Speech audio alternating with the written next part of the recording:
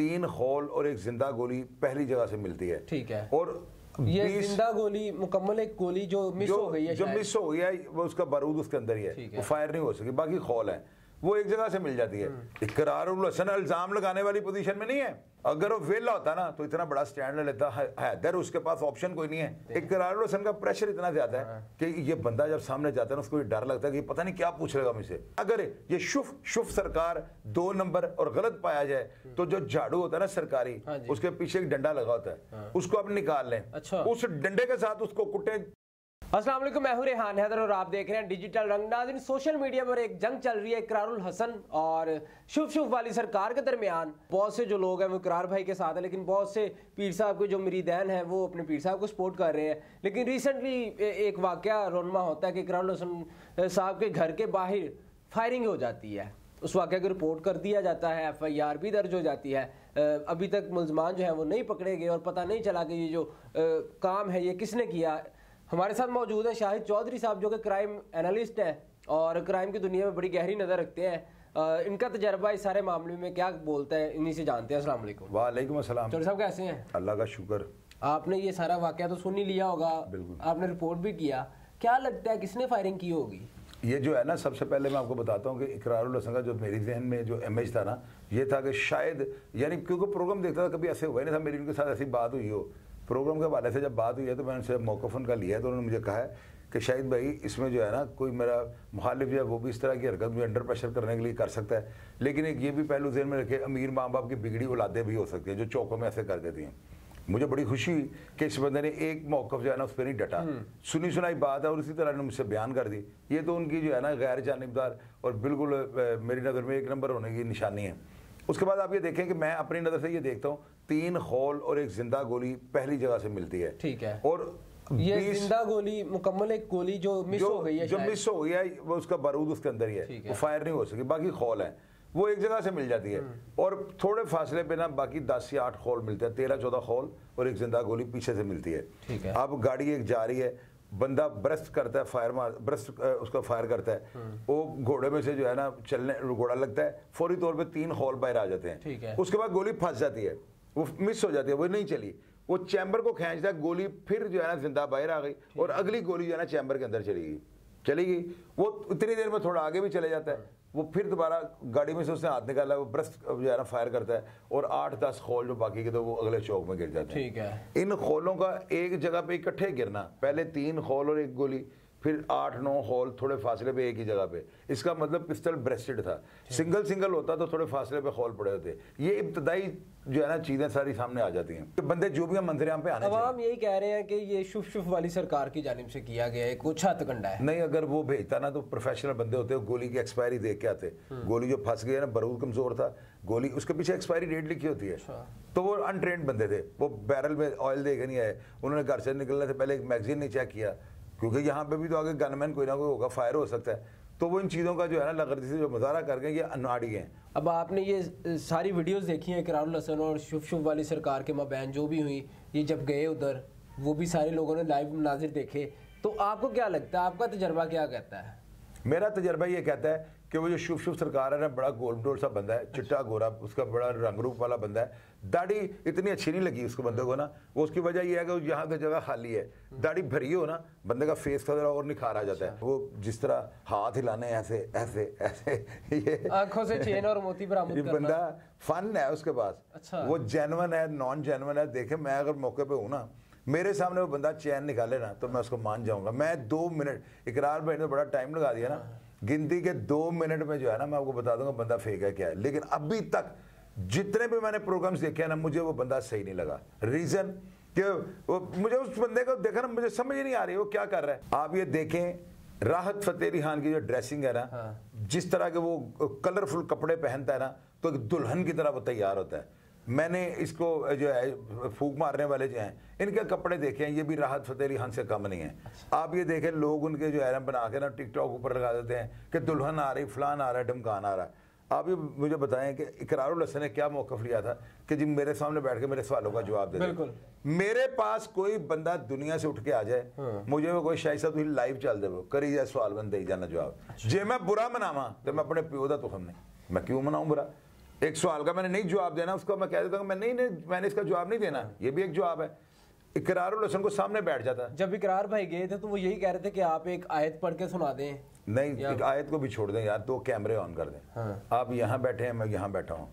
वो कहता है, इकरारुल हसन से कहता है कि पाकिस्तान किसने बनाया, वो जवाब दे, हम देख रहे हैं ना। ठीक है, पाकिस्तान कब बना, वो करे अपने सवाल, जो भी सवाल करने हैं। जी जी। हम लोग इन दोनों को लाइव देख रहे हैं जी। पूरे 15 मिनट के बाद जो नीचे कमेंट्स शुरू हो जाएंगे वो रियलिटी होगी।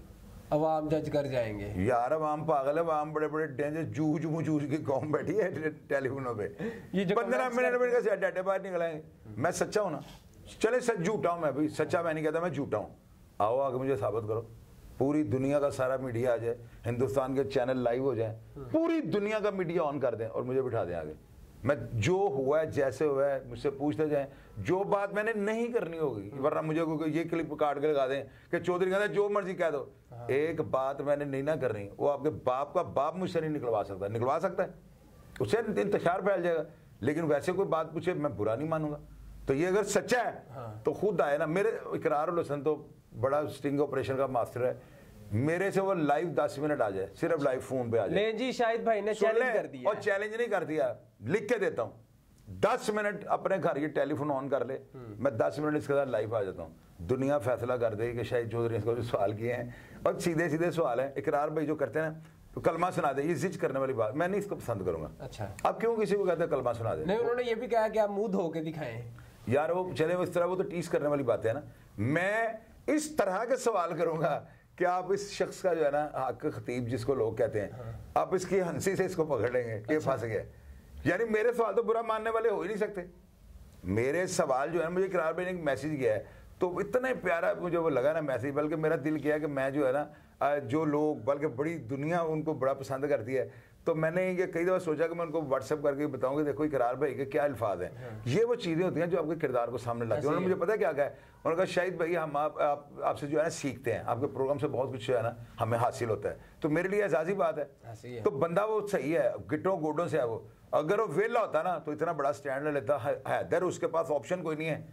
इकरारुल हसन इल्जाम लगाने वाली पोजीशन में नहीं है, ऐसे ही है। वो हम लोगों को हकाइक से कहा कर रहा है, उसके ऊपर छाप लगी है।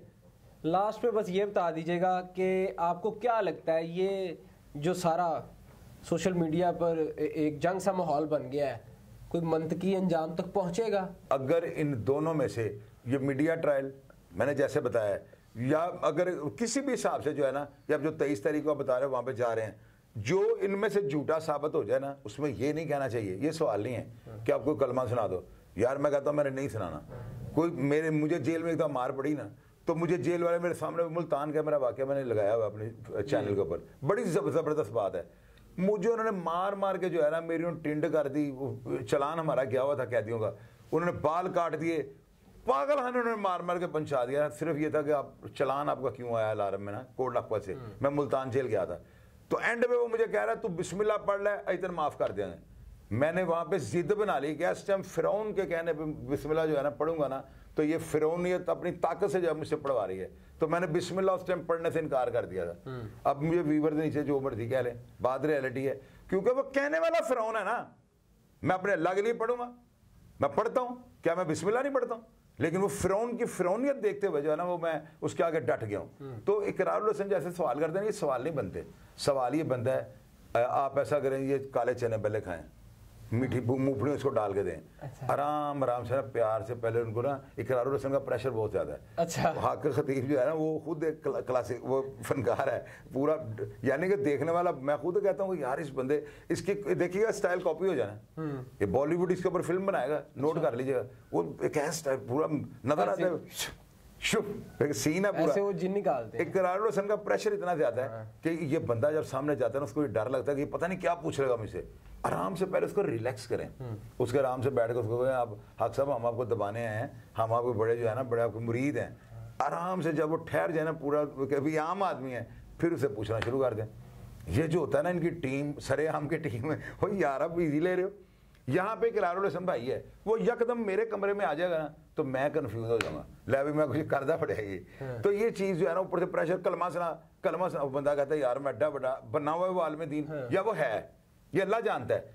तो ये ऐसे सवाल से बंदा जिच हो जाता है, ये नहीं करना चाहिए। अगर ये दोनों में से कोई एक बंदा जो हम लोग कमेंट बॉक्स में बताएंगे कि ये बंदा झूठा और मुनाफिक है, वो इकरारुल हसन हो, बिल्कुल दुनिया की सबसे घटिया सजा इसको दे, मैं लोगों के साथ हूं। लेकिन अगर ये शुफ सरकार 2 नंबर और गलत पाया जाए तो जो झाड़ू होता है ना सरकारी, उसके पीछे एक डंडा लगा होता है, उसको आप निकाल लें। अच्छा। उस डंडे के साथ उसको कुटे, भावे वो हक खतीब है, भावे वो इकरारुल हसन है, इन दोनों को उस डंडे के साथ मारे ताकि इनको झाड़ू वाले डंडे से हमें मार पड़ी है। अच्छा। यार देखो पूरी दुनिया में तमाशे लगाए हुए हैं, लोग कहते हैं यार पाकिस्तान, हालांकि हिंदुस्तान में भी ऐसे है, लोग पता नहीं किस किस तरह के लोग बैठे हैं, उनमें ड्रामेबाज भी हैं, कुछ रियलिटी पे भी काम कर रहे हैं। तो यार मीडिया ट्रायल में मैं सच्चा हूं ना, पूरी दुनिया का मीडिया ले आया करे सवाल, मैं उनको जवाब दूंगा। बहुत शुक्रिया चौधरी साहब जी। तो नाज़रीन आपने तमाम गुफ्तगू जानी, आप चौधरी साहब की बातों से किस हद तक मुत्फिक है, कमेंट सेक्शन में अपनी राय से जरूर आगाह कीजिएगा। मुझे दीजिएगा इजाज़त, अल्लाह हाफिज़।